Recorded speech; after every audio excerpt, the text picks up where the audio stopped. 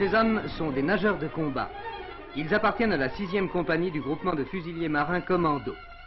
Si le parachute fait aujourd'hui partie de leur équipement, c'est qu'un Nord 2501 va les amener rapidement avec leurs embarcations à proximité de leur objectif, quelque part en Méditerranée. Chaque jour, en effet, ces unités d'élite s'entraînent dans les conditions les plus difficiles. Les kayaks pneumatiques sont largués les premiers, les hommes suivront. L'exercice se déroule de jour, mais en temps de guerre, tout se passerait la nuit.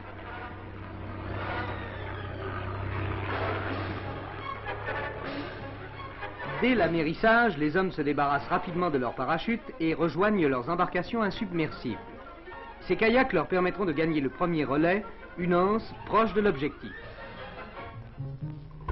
L'approche immédiate, ils la feront en immersion, toujours 2 par 2, reliés l'un à l'autre par une courroie. Les filets qui interdisent aux navires l'accès de la passe sont franchis sans difficulté, les mailles sont suffisamment larges pour le matériel et les hommes.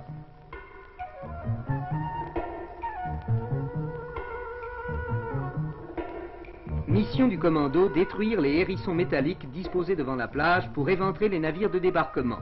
Rommel en avait truffé les rivages normands. Un pain de plastique suffira.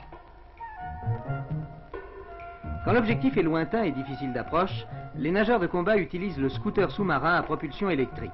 Un appareil silencieux et efficace, tout à la fois moyen de transport et engin de destruction, puisque la charge explosive constitue l'ogive du scooter. Détachée, elle est appliquée sous la coque à détruire avec un système d'allumage à retardement. Discrétion totale, surprise absolue. C'est ainsi qu'en décembre 1941, 6 nageurs italiens envoyèrent par le fond 2 cuirassés anglais dans le port d'Alexandrie. Ils sont toujours à pied d'œuvre dans le minimum de temps pour des missions d'attaque ou de défense.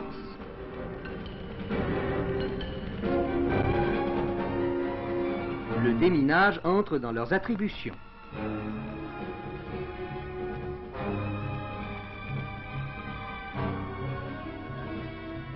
Avançant de front, ils vont détecter les mines qu'une bouée signalera à l'attention de la surface.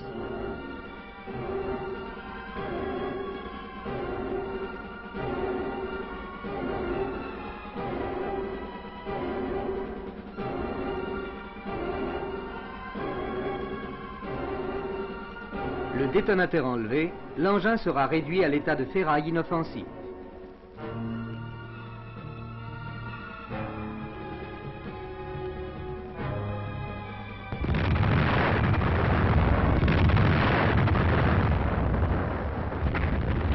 N'entre pas qui veut dans les nageurs de combat. Les uns sont déclarés inaptes physiologiquement, d'autres seront éliminés pour des raisons d'ordre psychologique. Impulsivité, propension à la panique, trop grande nervosité sous l'eau. 5% seulement seront admis. Une sélection impitoyable, mais des hommes remarquables, les nageurs de combat.